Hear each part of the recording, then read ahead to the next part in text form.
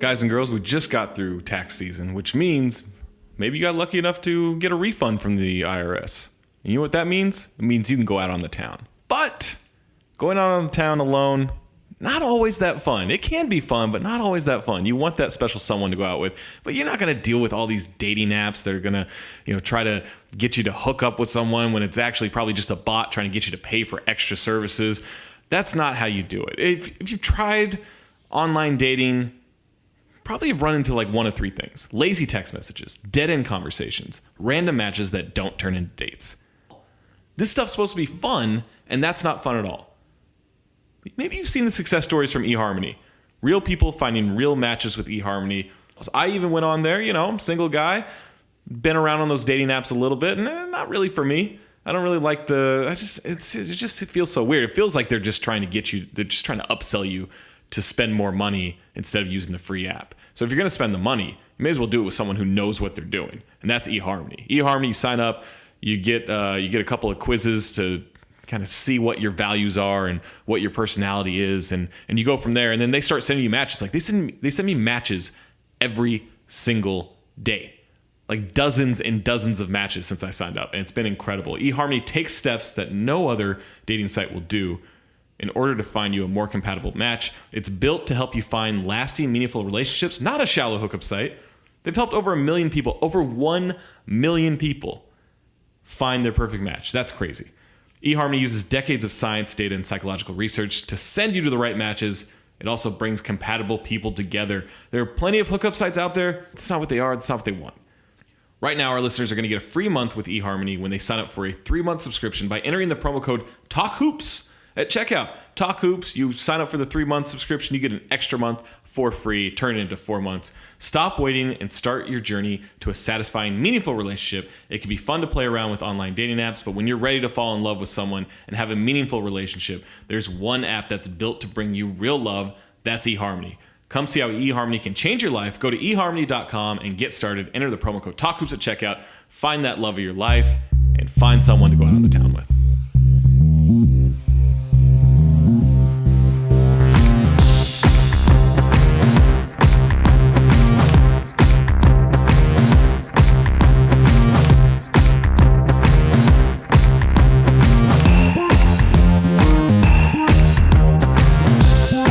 Welcome to the Back-to-Back podcast on the Count the Dings Network. It's not the Pick and Roll podcast. It's not the Eye on Basketball podcast. It's the Back-to-Back podcast, or formerly True Hoop, or whatever we used to be.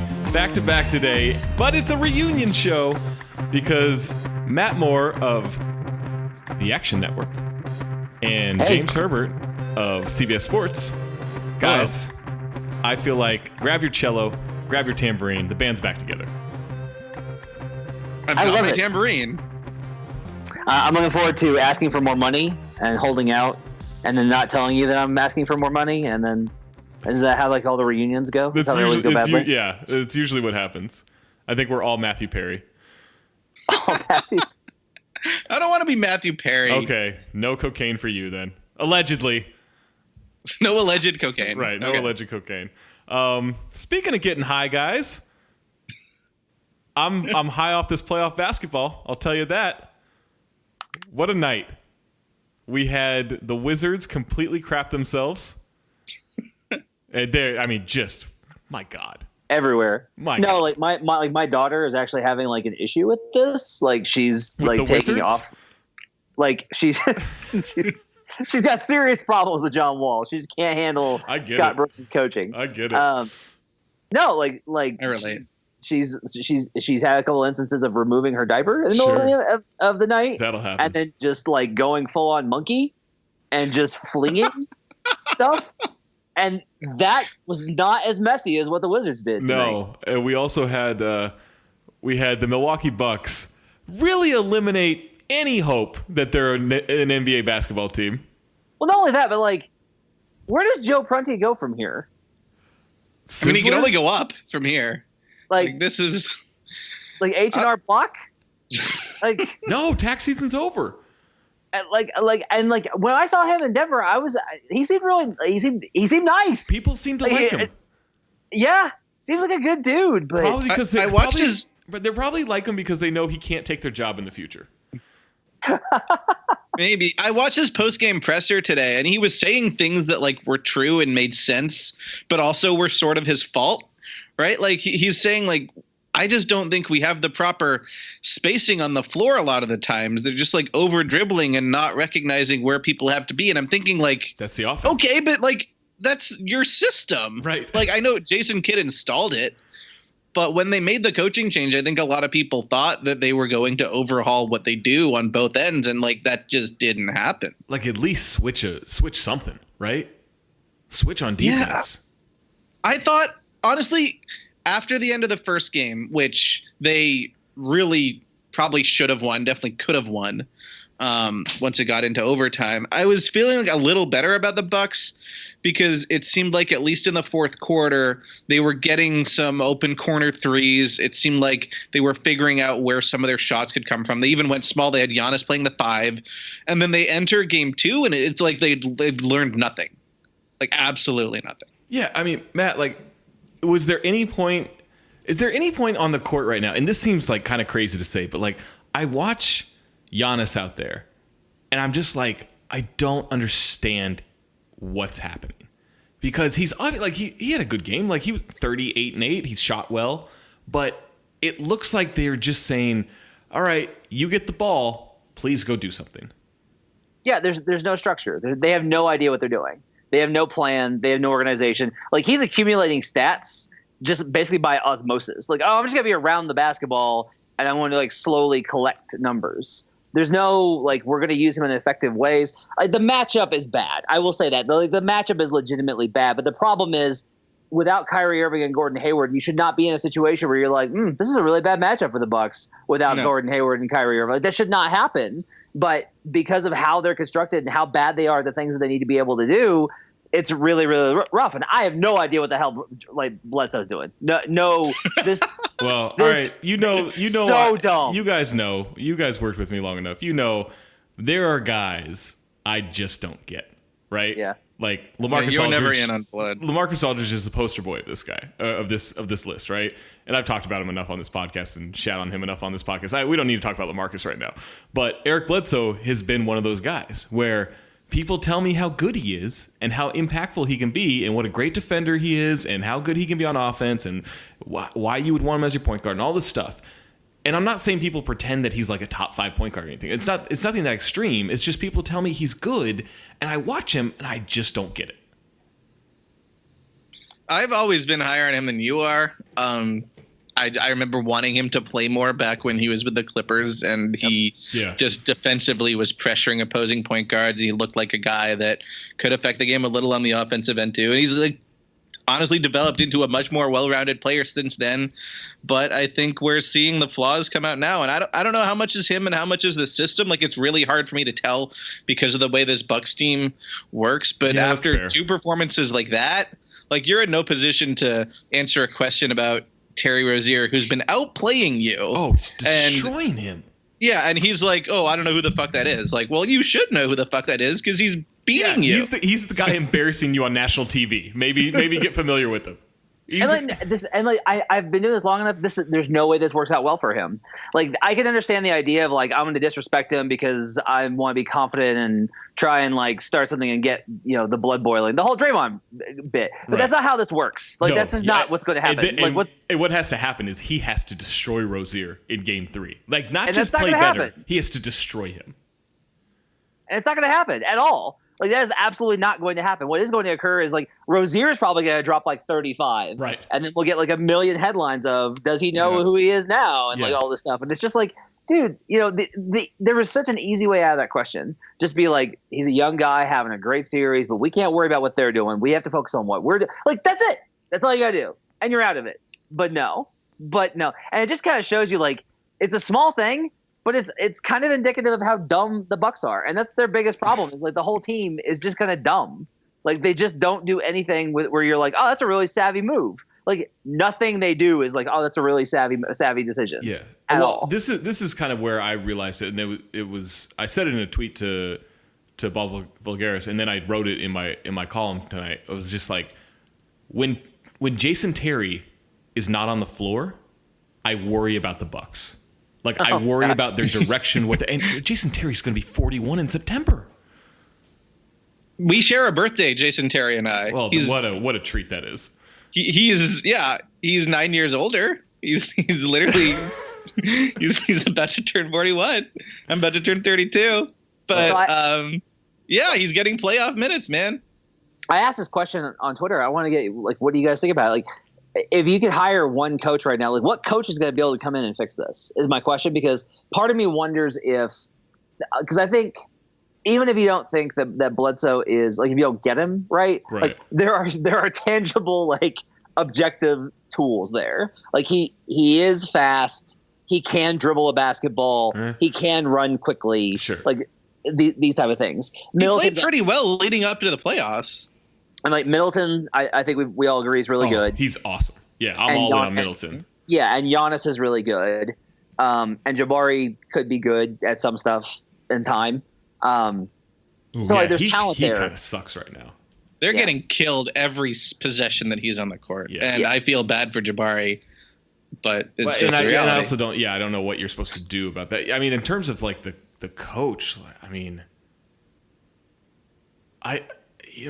if Budenholzer's available, right? Like, he kind of seems like the guy. He has a real system. He's into developing talent. Yeah. Like, what if the Suns hire him before the Bucks even have a chance to talk to him, though? That's the thing. What a depressing sentence you just said. I mean, jeez. It's possible. Yeah. So the other option. I mean, who would you put out there? The other option on that people were talking a lot to me is like Fizdale, and it's complicated because everyone in Miami is like, he's the best. He just gets it. It must have been something really bad with Memphis. Like, Memphis is just a disaster, and everybody in Memphis is like, well, I think he got a raw deal. I mean, I think this could be a Dwayne Casey situation, right? Yeah, where he got a raw deal in his first, like Dwayne Casey, I think lasted a year and a half maybe with the Wolves, and he looked like he wasn't ready to coach, despite having all the like, oh, this guy's the next good coach that's coming out of an assistant role and all this stuff, and then it took him a couple years. Like, I think. Wasn't he fired when they were 500 and then the rest of the year they just totally cratered? Yeah, Kevin McHale came down from the front office and coached. It was like one of the 9 times he did that as a Timberwolves executive. So it may, like, I believe in Fizdale as a coach, and he may be fine if he gets a job this summer and goes to a new team and gets to do what he wants to do. He may be fine with that. But it also may be a Dwayne Casey situation where he needs a little bit more seasoning. Yeah, I think that's a lot of it. Is like there were definitely things that people in Memphis feel are like, look, it was he may have gotten a raw deal, but it was a two-way street, and there were mistakes. Mistakes were made by all parties involved. Right. And so I wonder about that. The one guy I look at is Chris Finch. Yeah. I look at a guy. He was a head coach of a D-League team. He's been in the league a long time. He's coached for successful organizations almost everywhere he's gone. Every team's offense has gotten better when he's gone there. He's made tangible differences. Like, Finch is the one guy I look at and say, like, maybe like he's the guy. Other than that, maybe he's the guy maybe they're the team that gets Stackhouse. That's the other idea. It's like, I mean, if I was going to try, like, I might want to try to take Nick Nurse off of Casey's staff. Yeah. Like, he's the guy that redesigned the offense. He's had a sort of similar path to Finch, actually. The only problem is, like, I don't know about going with the unproven assistant when you have Giannis, because that's the thing, right? Everybody's like, don't waste Giannis. Don't waste Giannis's prime years. You're setting yourself up to lose him. He deserves better, et cetera, et cetera. And so from that perspective, I feel like there's going to be a little bit of pressure to go out and get somebody certified. The problem is, like, all of the certified coaches right now are terrible fits for how the league is, because it's just changed too much in the last 4 years. Like, JVG. Do we know that? But do we know what JVG would be like in this era? Like, we haven't seen him in so long. I got worries about about that. I also worry about, like, a guy that's been kind of out that long and how he would feel about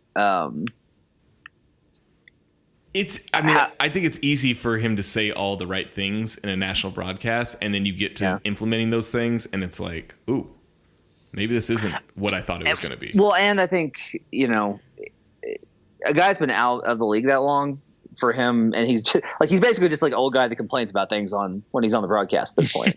Right. And I worry about how much he would be like into developing and really being in there with the young guys. Like maybe he'd be great, but have you heard him talk about his USA basketball experience? Because he's now like a G League zealot. Yeah, good point.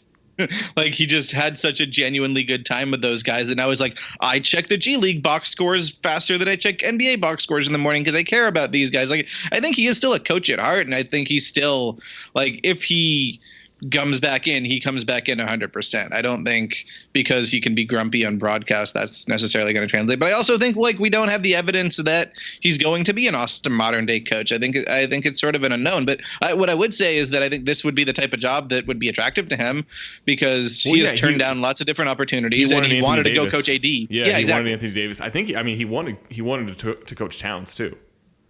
Yeah. I think he wants one of those like just special young players to go coach. It does say, by the way, something though about Boston as well that we're basically just amazed at how inept the Bucks are, and they were like within 10 in the fourth quarter, like had a very definite chance of making a run to be able to actually make this a game, and they're going to be like that the rest of the series. I feel like that they're going to be in these games.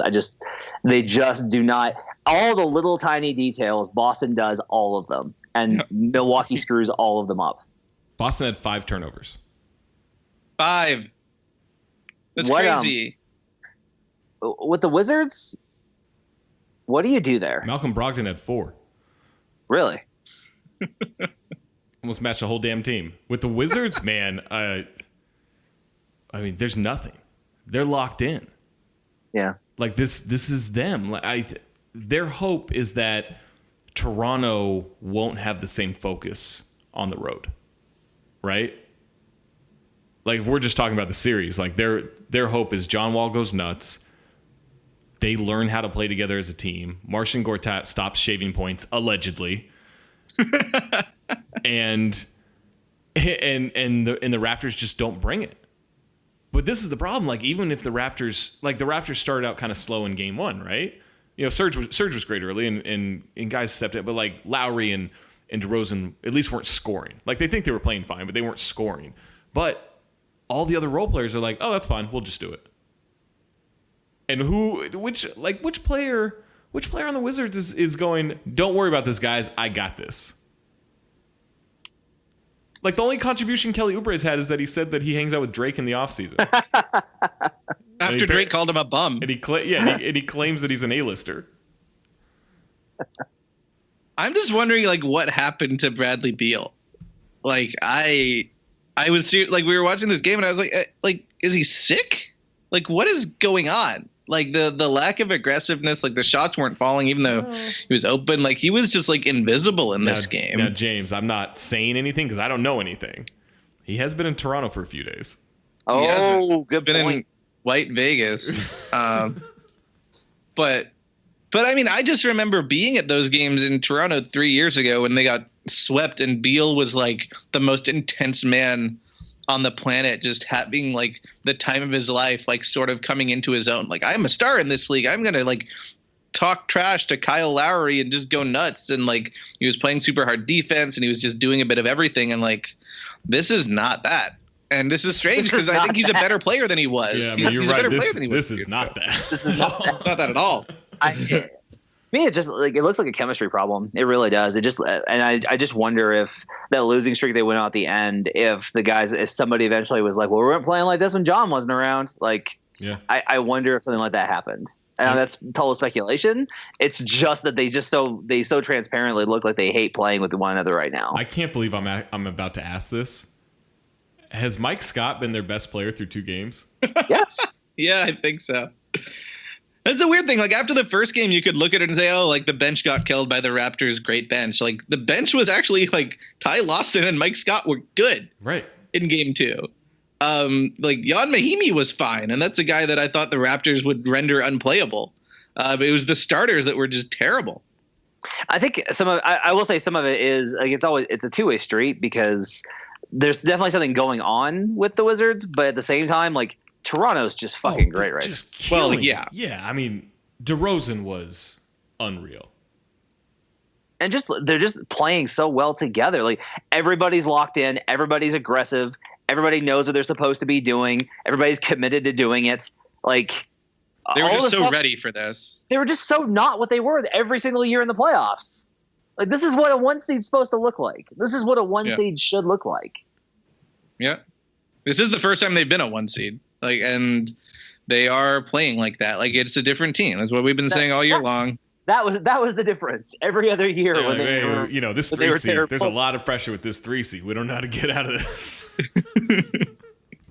But they're just better. They just have a different approach, as we've seen, and it's every trap and blitz the Wizards like throw at them. It's like they're basically giving up points. Like the Raptors have been have the right system to deal with that stuff. Yeah, like that's not the way you attack them anymore. And I don't think the Wizards have adjusted to that properly yet. Maybe they'll have a different game plan next time, and we'll see. But the way the Raptors are rolling, the way they're moving the ball. And, there's a few minutes here or there where they slip up and they get a little stagnant. But overall, I mean, their offense has just been incredible. And their defense is a lot better than Washington did. I do wonder how they match up with the Pacers in the next round.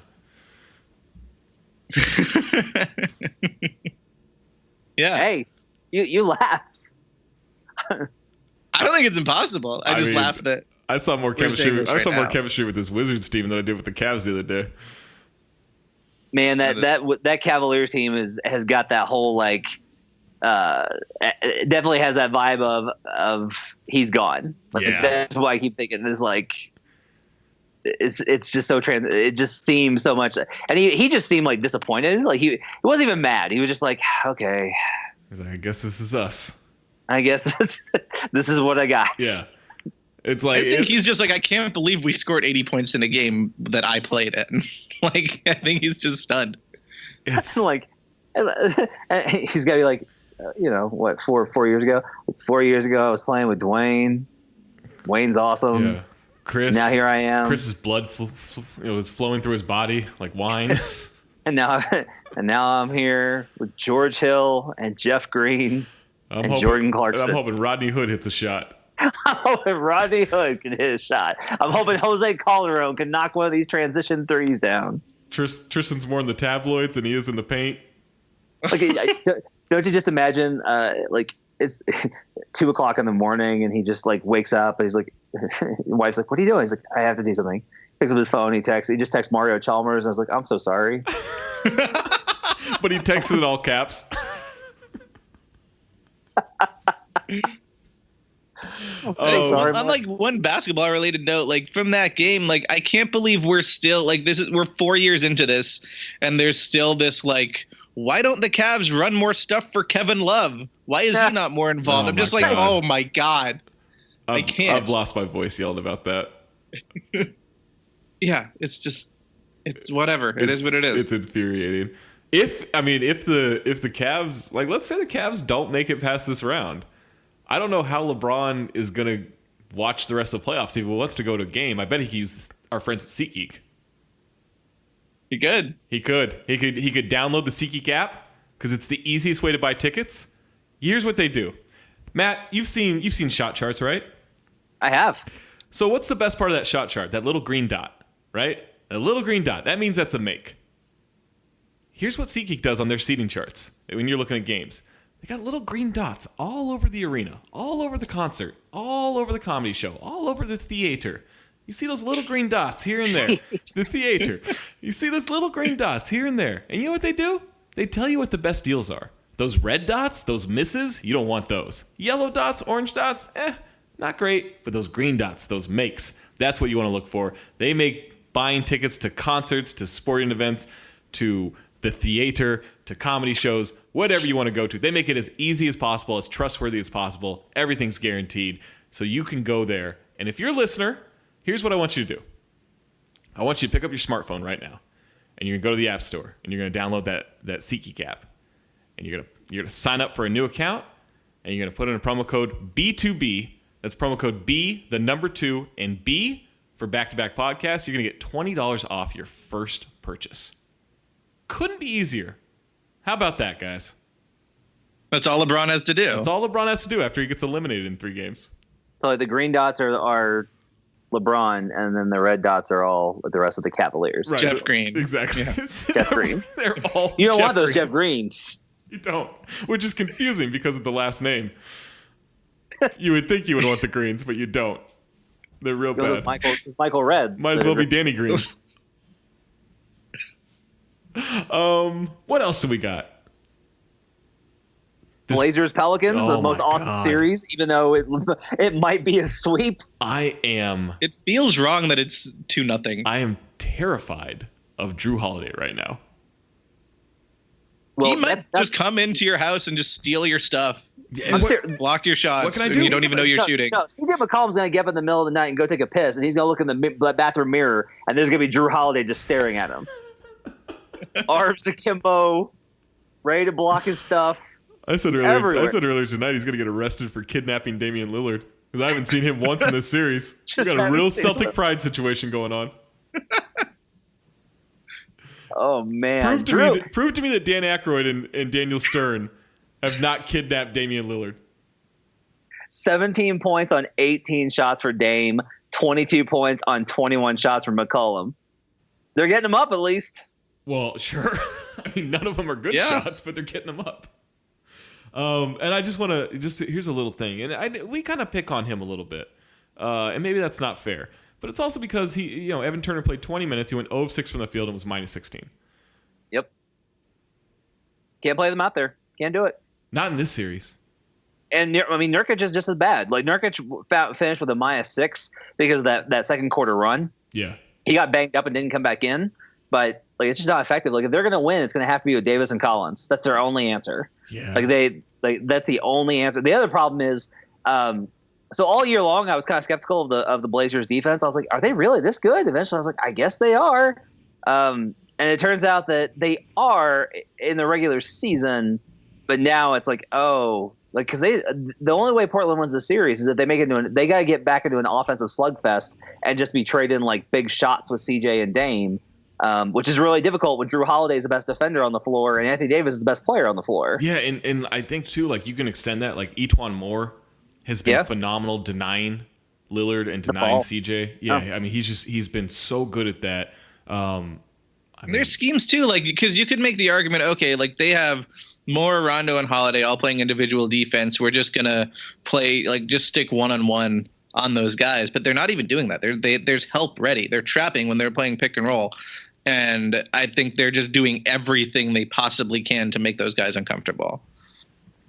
Yeah, I guess so if you're Terry Stotts, what is your goal or what's your scheme for simplifying these attacks? Because I almost think that's what it is like you can run these guys off screens all day long, but it's not getting them any separation, and they're not getting separation when they're being denied the ball. And so is it simply just throw these guys into a bunch of pick and rolls? Can it be that basic, or is I mean, I don't think you're throwing. I think you have to target Rondo and Mirotic at all times. Yep. Yeah, I agree. Yeah, they need to be running Davis and Collins, and if Mirotic is on, whoever Mirotic is on, they need to pick and pop with that guy. Yeah, and I know he became Dikembe Mutombo since he shaved his beard, but I think you just have to risk it. Yeah. Honestly, I think their best approach, not even kidding, is super space them out, get as many shooters on the floor as possible, and let them isolate as much as possible. They need to force the switch and just isolate. Yeah, maybe. Would you play faster if you're Portland, or do you have to turn this into a slugfest? I don't think you can beat New Orleans. They're so fast. Yeah. The problem is the Portland playing fast is somebody gets the rebound and gives it to Dame or CJ and they run up court. The Pelicans version of playing fast is they're throwing half court outlet passes at all times. They are just go. But here's the thing is I don't think Portland can get these mismatches unless they push the tempo. Yeah. I mean, that's kind of the catch-22. Right. But just Portland isn't as good at making decisions quickly as the Pelicans are. The Pelicans have been pushing the pace like faster than any team in the league. I think they were number one. They were, yeah. Even when they had Boogie. And then when Boogie went down, they got even faster. Like they just like the distance between them and number two got bigger. And like I just feel like they're like when the Blazers are playing fast, they're just kind of taking quick shots. Like it's not like they're necessarily getting great stuff all the time. Oh, and also Zach, just for your own, just so you can be shocked by this information. Yeah, Shabazz Napier did not play. Coach's decision. Oh, is he not? Is he not good? All those bullshit minutes in the regular season didn't account for anything? That's weird. Weird. Marginal NBA player, fringe NBA player, not good when it comes to playoff time. Like You're gonna regret this when he totally turns the series around. It's like I lobbed it to you and you dunked it and then caught it again and then dunked it. You just keep dunking it over and over again. And like, and sir, this is a delay of game warning. We're just staring at you. It's like it only counts once, man. Like it's done. I'm not finished. I am a little worried. Like, it's not just that they're down 2-0 going to New Orleans, because I don't think New Orleans. I don't know. I mean, I could be underestimating New Orleans in that arena. I don't think they have a great home court advantage. So I don't think it's like crazy to think Portland can go in there and win 2 games. I just don't like the way they've played.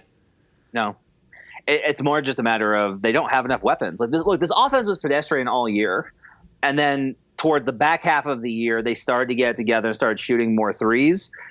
But the question I always had with that was like, they don't have the shooters. Like their shooters are, I mean, look, Alfred Camino went 4 of 6 from 3-point range in this game and they lost. Yeah. Like that's a worrisome sign, man. I mean, they went 12 of 32. That's not bad. Yeah. 37%. Like Dame wasn't making his. Like Collins had a bunch of good looks that were like completely wide open, nobody near him. Like Dames were tough at least. Collins were wide open. I don't know. That's the thing though is I noticed this in game 1 when I was rewatching is I mean I love it. Like New Orleans' entire approach is no anybody but CJ and Dame. Yeah. Literally anybody. Yeah. No, we're not going to guard Evan Turner. He can shoot as much as he wants. If Evan Turner scores 60 on us, cool. Yeah. But CJ McCollum and Damian Lillard are not beating us. I don't think Evan Turner could score 60 in a layup drill. And like you could tell that he's searching for more shooting because that's why he played Connaughton more.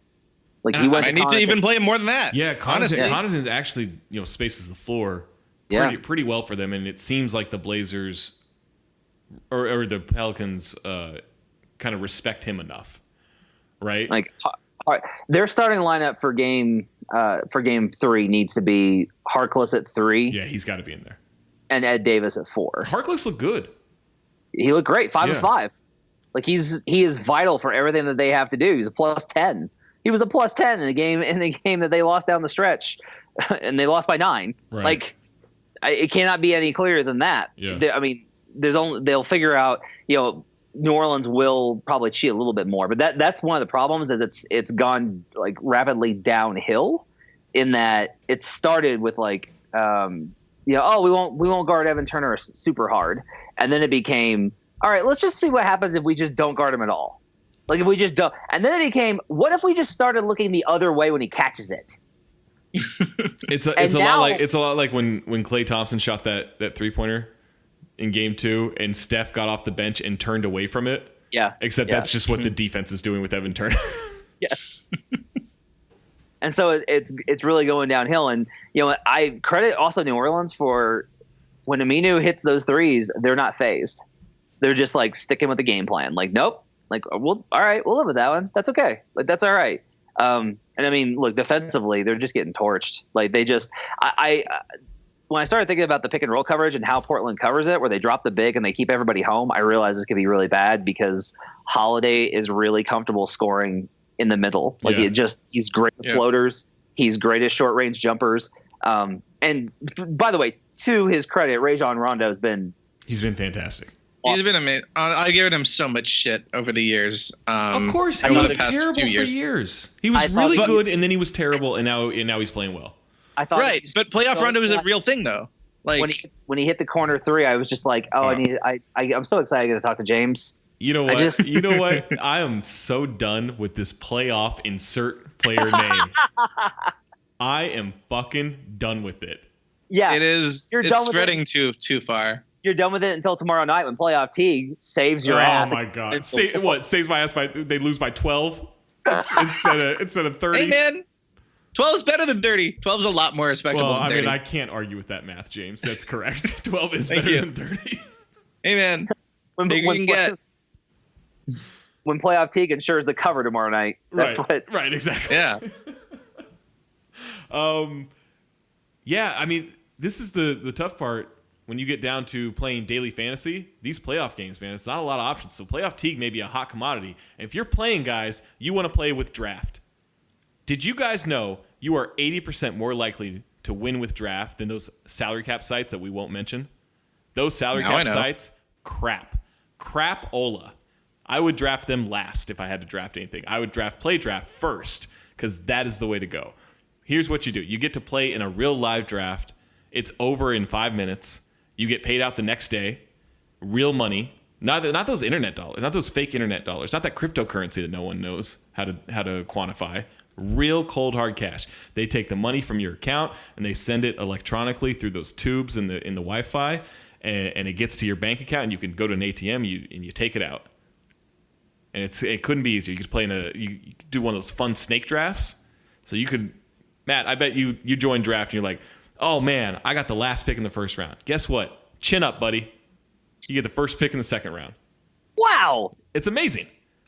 And our listeners, guys, you're not going to believe this.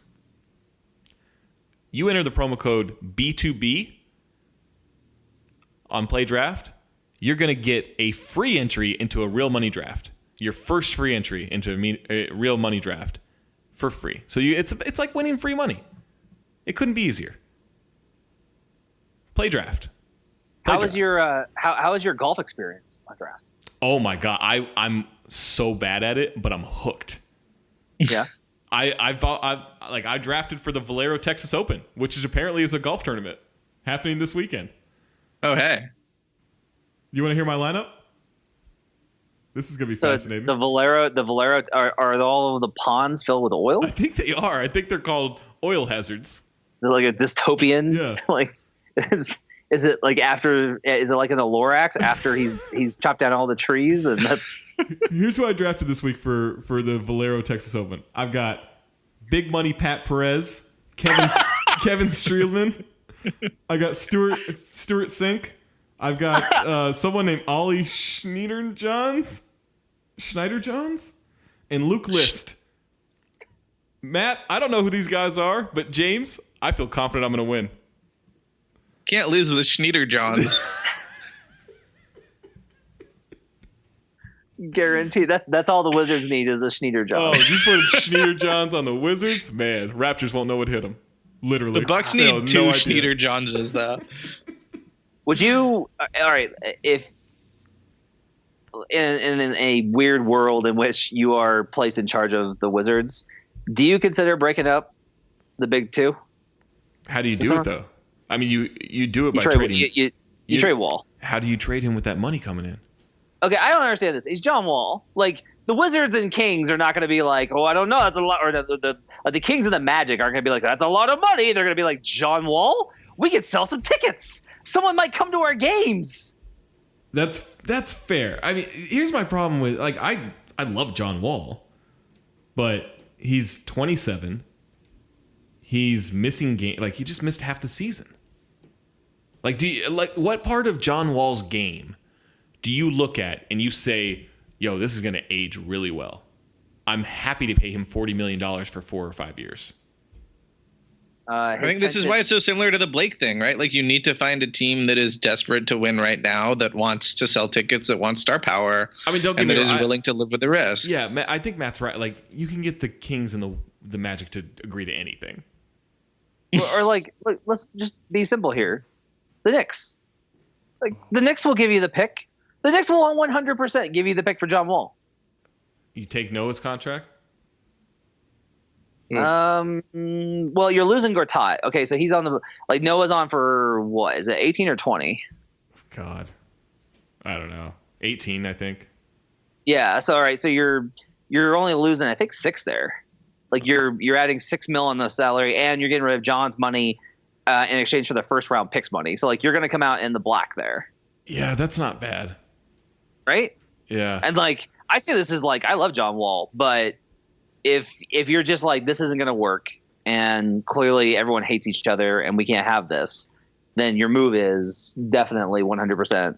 Yeah, I don't even know that it's a chemistry thing for me or a fit thing. I think it's just the money. It's the fact that when he turns 29, his money doubles up to $38 million a year, and then increases. And I'm just like, man, are you going to trust that? Are you just going to trust his style and his body? And maybe he's fine medically, right? But like he always seems banged up with the style he plays. I just think like this is sort of how I looked at the Blake thing too. Is like I understood why the Pistons did it. I understood why the Clippers did it. Blake's a big man. Like you can make that work. Yeah, but like I'm just saying, best case scenario, Wall lives up to that contract. I don't think there's a scenario where that contract looks great, where it's like a bargain, where he's like outperforming it and he's really on the level of a like LeBron, KD, whatever. So if that's what you think is going to be, then like, yeah, like that might be your best path forward. Now it's tricky because you have to think, well, you've spent all this time climbing this hill, or you're really going to just punt on the John Wall era now. I don't know. Like maybe the alternative is that's a hard getting sell. Another coach. That's right. And that's a hard, well, yeah. Look, I think Scott Brooks has taken a lot of shit unnecessarily in his career, but my God. Learn to stagger a rotation. He's been bad in this series. I don't think he was bad this year because he had Wall out for most of it. Yeah, I think they were fine. Right. Yeah. So like, it's just this series he's gotten his ass kicked. Like I said, I'm one of Brooks' biggest defenders. He's gotten his ass kicked this series. I just don't think that like I don't know that there's any sort of magic person that's going to come in and fix them from a coaching level. I think it's part of it's just that look, Beal's really good. Like Beal's really good, and at this point, I feel really confident in his ability to help them kind of be great. So I think I like Satoransky too. I know he's done nothing in this playoffs, but I like him. Yeah, I think he's solid. And so I tend to go that route. But part of it with Wall though is I'm like, look, we are less than a year. We are several months removed from. I mean, I voted John Wall 5th in MVP last season.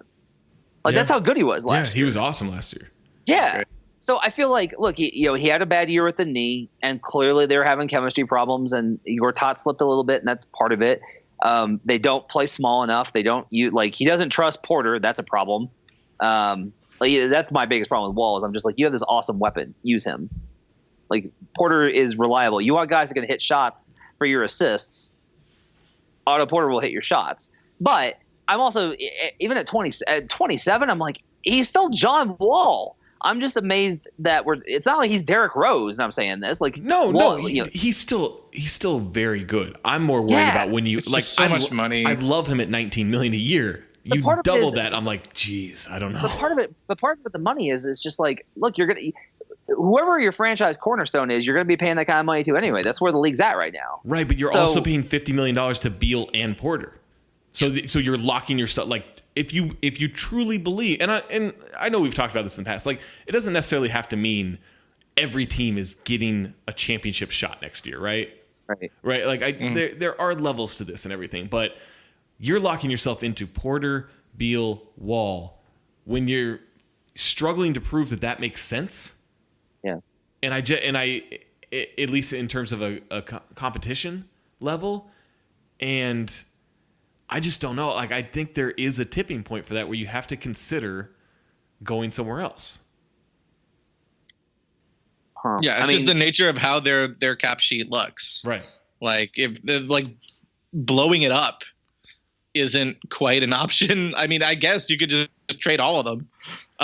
But that doesn't seem super realistic. So when you're asking yourself, okay, which deal should we trade? Well, if the Wall contract is on the books, then there's only so much that you can do. You're gonna be capped out. Like there's when you have all that other money allocated, like it might be the one that makes the most sense. And it's not. I'm not saying I don't believe John Wall can be an All NBA player again. I totally good. Right. It's just so much money.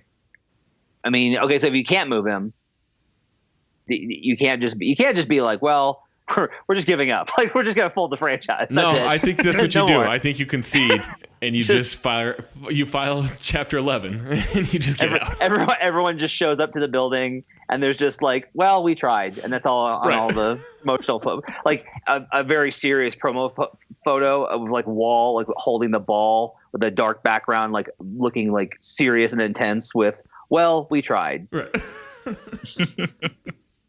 I think that's the way to go. Before we get out of here, there are 3 games tonight because this is coming out on Wednesday. Thoughts on Indiana and Cleveland? What do you expect out of game 2? I think Indiana covers so they're going to be within range to take it. The line keeps going up towards Cleveland, even though which is crazy to me. Everyone's betting on Indiana. That's the interesting part, is everyone's betting Indiana because the line's gone up. And yet there's a reverse line move to where Cleveland actually is gaining steam. It's up to 9. I like Indiana plus 9. Yeah. I like Indiana plus 9 too. I just don't think this Cavs team is good. I think they have bad principles. I think they have bad habits. I think they have bad approaches. I just do not think they are a good basketball team outside of LeBron James. They can have a lot of talent and not be a good team. And that's what I think. I don't care how many wins they had. Like, I don't care. Like, I don't think they're good. Yeah, it is just going to be like, is LeBron better than the Pacers tonight? Yeah. And he could be. And he could be. Yeah, we've seen it plenty of times. Yeah. Is it weird that I don't think this is all about LeBron? Like, I just, like... Korver played like 3 minutes that last game. He was like their only consistent player they had in the regular season. They also have middle management Joe Prunty as their coach. Like, this isn't. Jeez! Wow. Was that too far? God. Of all the things I've said to you guys over the years, that was the line. That's the line I crossed. Iverson think that was rude. Like, that was. Jeez. Okay, it was fine. Just upper cutting. Management Joe Prunty. All right, there you go. Much better. So I'm curious. Like, is Korver like feeling good enough to play? Is George Hill feeling good enough to play? Because he played 19 minutes, didn't play in the second half really. Like, are these guys able to contribute at all? Because once you take those guys off the court, it's like. Lou, like, I don't think Lou's making the best decisions. Like, I wouldn't have played Jeff Green all those minutes, for example. I would never start Jeff Green in the playoffs. But also, like he's one of the few guys competing. Like, whether he plays well or not, he's at least trying, right? And that's what a crazy thing to have to say. But that's what I'm saying. Like, there's hard decisions to be made here. Like, I don't know what the optimal lineups are that can actually just be adequate on defense, right, and B, space the floor, because you need the spacing there. For LeBron to be able to do his thing and actually create buckets for other people rather than just getting sort of an empty feeling triple-double, which is what we saw the last game. I swear to God, if I see within the first 4 minutes of this game, if I see Victor Oladipo get a switch, move 10 feet behind the three-point line, dribble up like he's going to drive to the basket, and pull up for 3 with 0 contest and 0 effort defensively with whomever it is, J.R. Smith, LeBron, Jose fucking Calderon, I don't care who it is. If they just let him walk into a three-pointer again like they did 5 times in that first game, I'm turning the game off. Did you see LeBron's quote about that? He basically said, oh, that's just a great player making a great play. There's nothing you can do. I'm just thinking, like, yeah, there's something you could do. Yeah, you could put a hand in his face.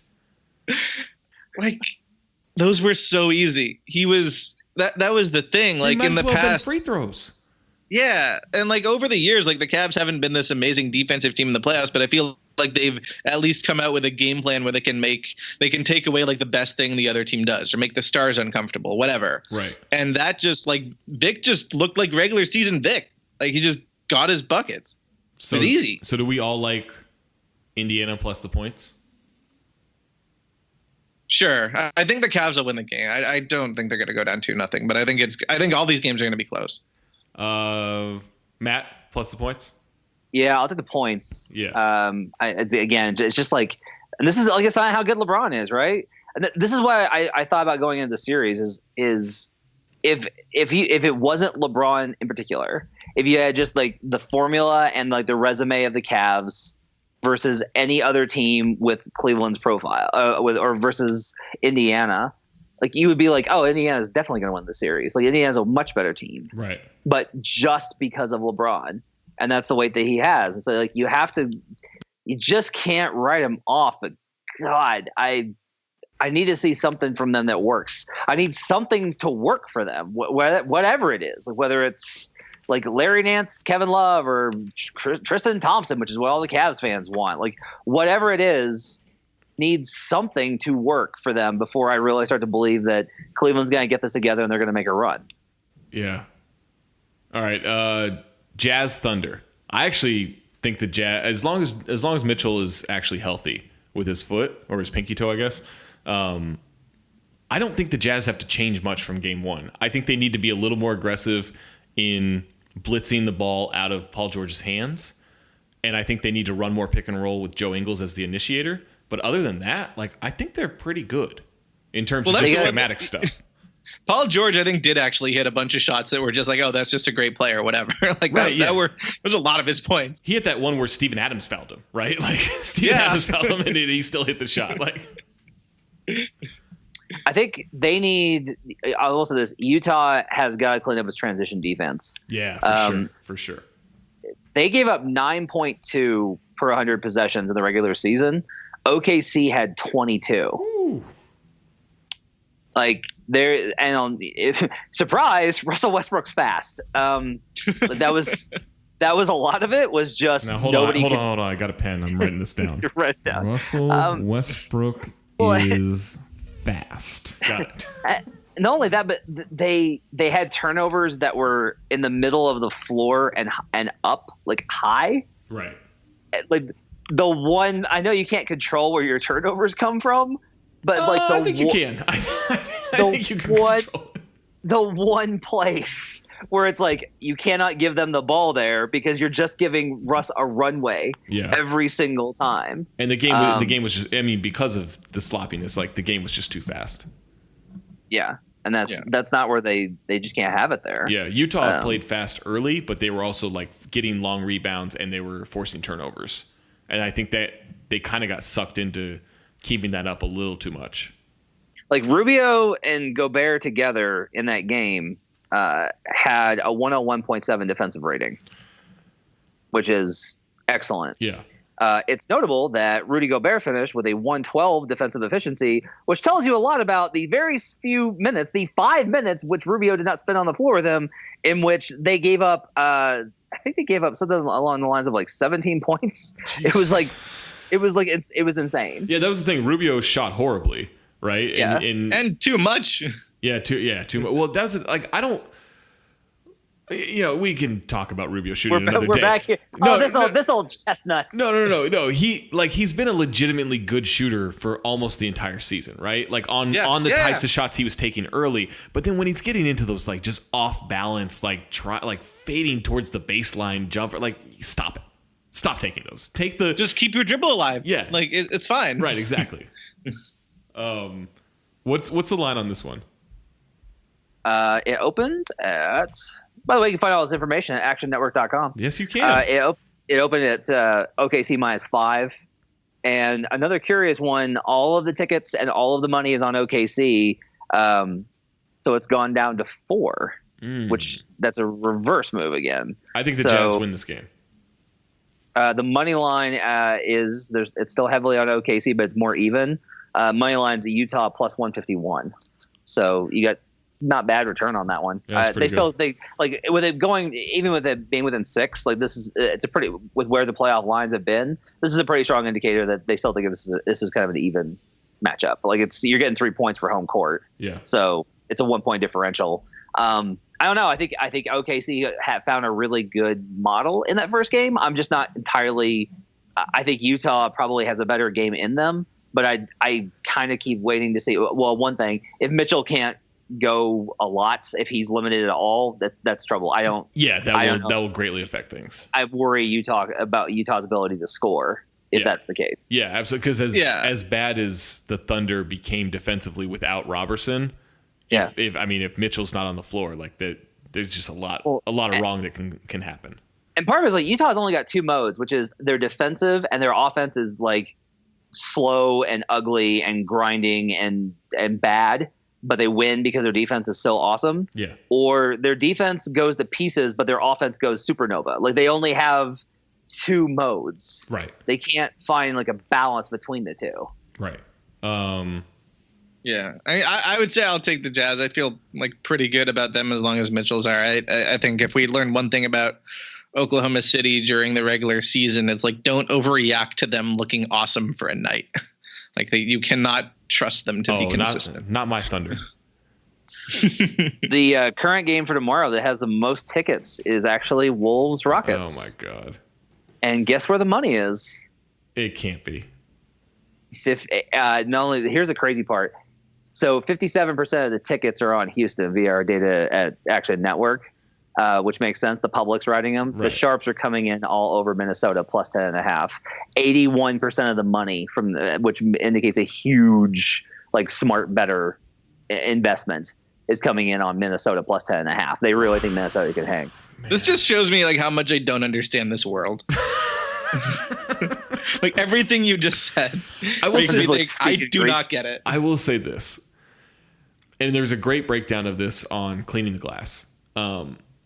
The Wolves did clean up a lot of mistakes in the pick and roll defensively that Houston torched them on in their 4 games in the regular season, which was basically like, hey, there's a good shooter over there. Don't leave him, right? Like let them play their little pick and roll game in the middle of the floor. Don't leave the other guys. And so the Wolves did a better job of that in game 1. I've watched a lot of Wolves basketball. Relying on them to keep up with a defensive strategy that is mildly working, I just don't believe in it. The books have a huge liability here. 95% of the money line tickets are on Minnesota at plus 477. Like, there's real belief that Minnesota is not just going to hang. They're going to win. Like that's what the smart money indicates is like they think they're going to win just because it's plus 450, right? 477 is pretty good. I mean, pretty good ROI for a team that came down to the last possession. You know what? That's not bad odds. That's not yeah. I mean, I don't think they're going to win at all. But who's to say this Ulysses S. Grant disagrees? But 4.5 to 1, pretty good. But these 2 Andrew Jacksons in my wallet are saying otherwise. I mean, look, here's the thing, though, is, all right, so the idea, if you're going into it and you're saying, like, all right, look, Houston missed an epic number of unguarded jump shots in that game. They're going to knock those down.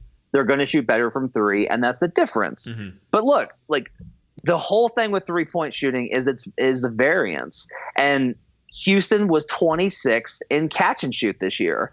They're not great shooters. They just shoot a ton. Right. They just are always launching them. And so they kill you with volume.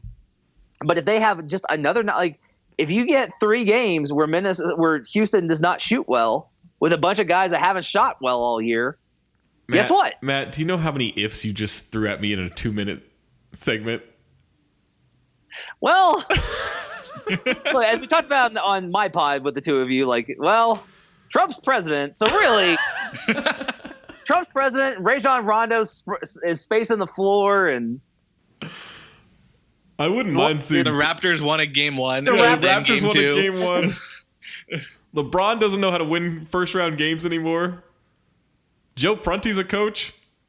I don't know why I'm shitting on Joe Prunty so much. It's not his fault. Jason Kidd was terrible at his job. He does, although I saw every time I see him on TV, he has got the polished look of basically of a politician that's doing a press conference to explain why something terrible happened. Like Ian Carmel tweeted something 2 days ago that just, it's so simple, but he said Joe Prunty looks like he probably says "uh-oh" a lot during the game.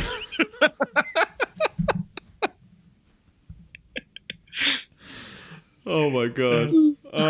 Well, gentlemen, what a pleasure this has been. I've talked to you guys so much this week. I love it. It's been a lot. And by the way, you can go. Playoff previews still matter. You can go listen to that podcast, Spread the Floor podcast. Go read the Action Network. Support Matt as a writer, and CBS Sports. Support James as a writer. What else we got? Your stuff. FanRag Sports. FanRag Sports. Don't forget about yourself, Zach. Patreon.com. I'd never forget about myself. Patreon.com/countthedings. If you want to subscribe, along with this episode today, there is a Snark Hoops episode with Angie Treasure that I really enjoyed recording the other night. We ranked board games. You're going to get a little preview on the back end of this podcast, but we ranked board games, and we went over the worst Denzel Washington movies on Rotten Tomatoes. Ooh, that sounds good. Can you guess what his lowest rated game is, or lowest rated movie is? I know I'm really putting you on the spot, and I'm kind of blanking. It's like 2:05 a.m. for me. Right. It's not The Bone Collector, right? It's not The Bone Collector. It is John Q. Oh wow, that was actually one of the things that popped in my head, but I was like, I didn't have the guts to go with it. Yeah, 23% on Rotten Tomatoes. I played board games with about 12 Cub Scouts tonight in a very small room, rotating between 4 games. And so I was trying to teach my son Monopoly while Hungry Hungry Hippos was going on right next to me. Oh, that's tough. And it was very much kind of like the Bucks defense. Now you understand what Joe Prunty. Now this is why you're mad. I'm shitting on Joe Prunty all podcast. You're like, I've been through those moments. Let me tell you how difficult this is. At home, I am Joe Prunty.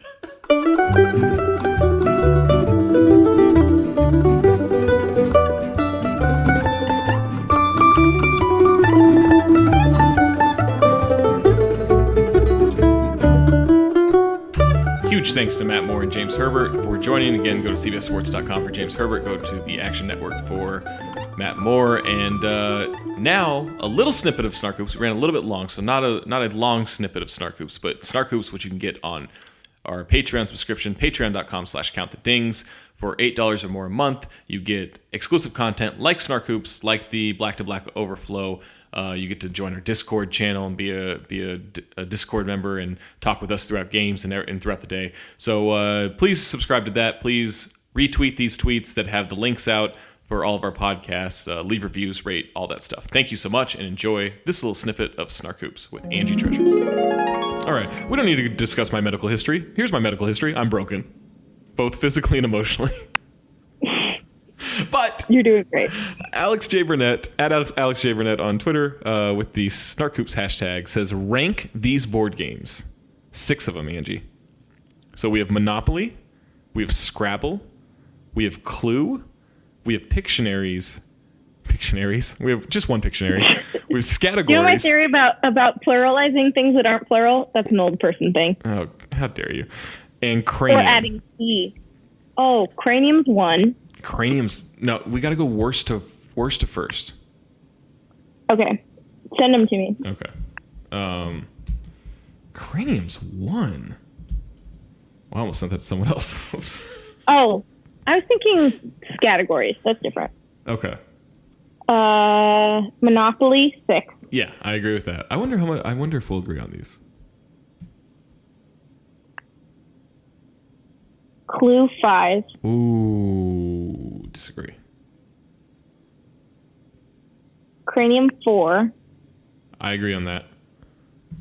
Scrabble 3.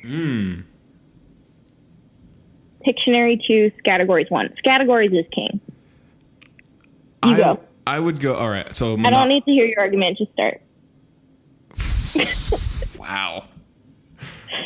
You forget one microphone, all of a sudden you get real wordy. I didn't forget a microphone. How right. much do you want me to pack on this trip? Well, I just wanted you to pack the microphone. I didn't care what else you packed. What? Okay. All right. 6 is Monopoly. Because Monopoly sounds like a good idea, but it often ends up being bad. I don't care about Monopoly. Yeah. I don't care about winning Monopoly. Like that's not a measure of any of my skills. I'm fine to be first out and just start drinking. Yeah, I've done that several times at Kareem Copeland's house, where he and his wife regularly get into arguments. Just real arguments.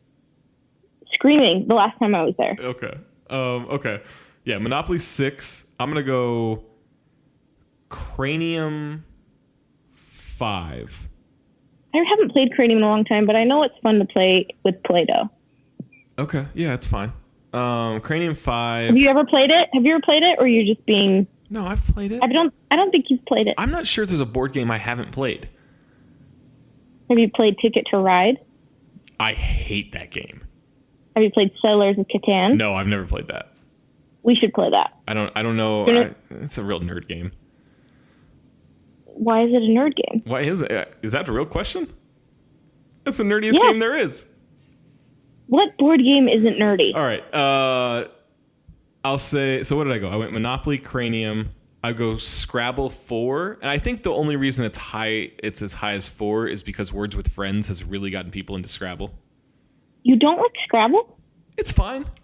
It's not quick enough, I think. Have you ever played Speed Scrabble? No. I'm interested in that. Oh, you can do Speed Scrabble or Bananagrams. Have you ever played Bananagrams? No, I've never played that. Okay, that's happening. All right. This weekend? Sure. Okay. And then I'll go. I don't know what day of the week it is. I will be completely honest. We're on Monday. No, it's Wednesday. Oh, right. I guess it is technically Wednesday when people are hearing this. Yeah. Okay. So Monopoly, Cranium, Scrabble, Clue, Pictionary categories. I love Clue because I play it with my nieces, and you cheat? No, I don't cheat. I talk a lot of trash. I talk so much trash. Oh, I guess I do cheat a little bit. I'll look at some cards if I can. But we talk so much trash, and we yell "J'accuse" when someone is trying to cheat, or when you're ready to solve the mystery. So j'accuse, it means I accuse you, essentially. It means I accuse. Okay. So it's a fun thing to do with my nieces. Who's your family? And then Pictionary's fun. Pictionary, you get to draw stuff, and I'm terrible at drawing, so it's kind of funny. Do you like the actual Pictionary or like Rogue Pictionary? Yes, I like it all. Okay. You know what's also a fun game? Balderdash. You know what? Do you know what? Balderdash is fun. Yeah, that's a good one. There's not enough respect for Balderdash. Agreed. I was a real Balderdash head back in the day, about 10 years ago. Pictionary, one of my early memories, I mean, not super early, but like my parents always had their friends over for New Year's Eve. And I loved New Year's Eve as a kid because I got to stay awake.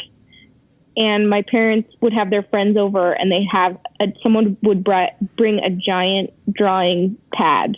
Okay. And they'd play in my living room like it was the 1960s. And they try to trace the oil paintings?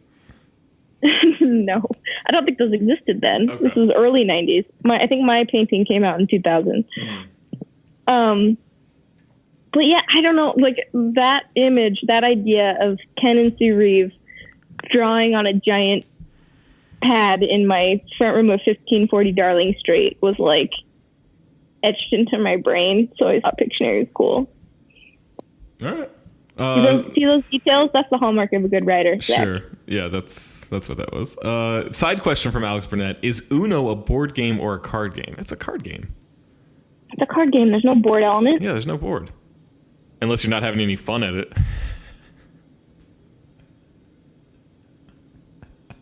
BORED, Angie. Board game. Next question. Dr. Skoo wants to know, prime Dwayne Wade or prime Kobe Bryant? Oh, you can talk. Kobe. Oh, I thought you were still being mad. I am mad. Do you know what I'm mostly mad? Can you determine what I'm mostly mad about? You know which part of that is that I was most upset about? That I spelled it? No. Try again. That I was speaking? Close, but what was it? It was that I laughed. Yep. Yeah, but it was funny. That's why I laughed. Or is it because you had a glass of wine? I've had a couple of glasses of wine, actually, if we're being honest. You put it on Instagram and everything. I did. Prime Wade or Prime Kobe? I will say this. Prime Question. Kobe. Can I do a better question? Sorry. Okay. Do you ever put things in your Instagram stories to see who watches it? 100%. I think that's 90% the appeal of Instagram stories. Oh my God. If they didn't show me who was watching it or who looked at it, would you ever post? I don't know that I would. No? I mean, maybe occasionally. Not as much as I do. This is a vulnerable moment for you. No, I feel very open about this. I'm fine with it. How long will you wait to see who? Oh, I'm checking instantly. Like, do you check on the regular? Yeah, it's kind of like a time killer for me. Like, you post a story, do you check every hour? Are you checking like 5 minutes after? I'll probably do like an initial check 5 minutes after just to see who's stalking.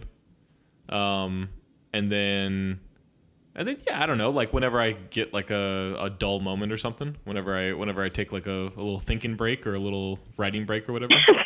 A thinking break. Yeah, a little thinking break.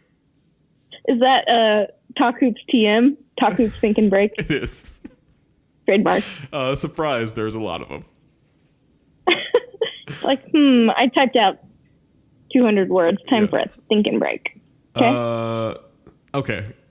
Let me see this. Prime Wade or Prime Kobe? Prime Kobe's obviously better, but I think Prime Wade was more fun to me.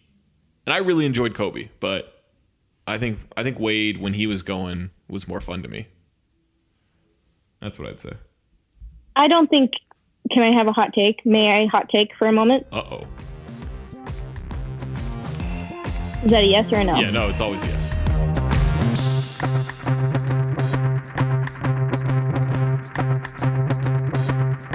And guys, I hate to do this to you, but to get that hot take, this is the end of the preview. You've got to go to patreon.com/countthedings, subscribe for $8 a month or more if you can, whatever you can do. But if you can get to that monetary level, you will get all the exclusive content for Count the Dings, like Snark Hoops, Black to Black Overflow, Waz when he does shows. We've got some other stuff coming up pretty soon that is fun that we have to keep teasing out. We can't tell you what it is just yet, but it's going to be worth it, and you get to join our Discord channel. So thank you very much. Please subscribe, rate, review to the Back to Back podcast. Please support our work, support our guest work, and we will talk at you Thursday with Tom's Nerder She Wrote.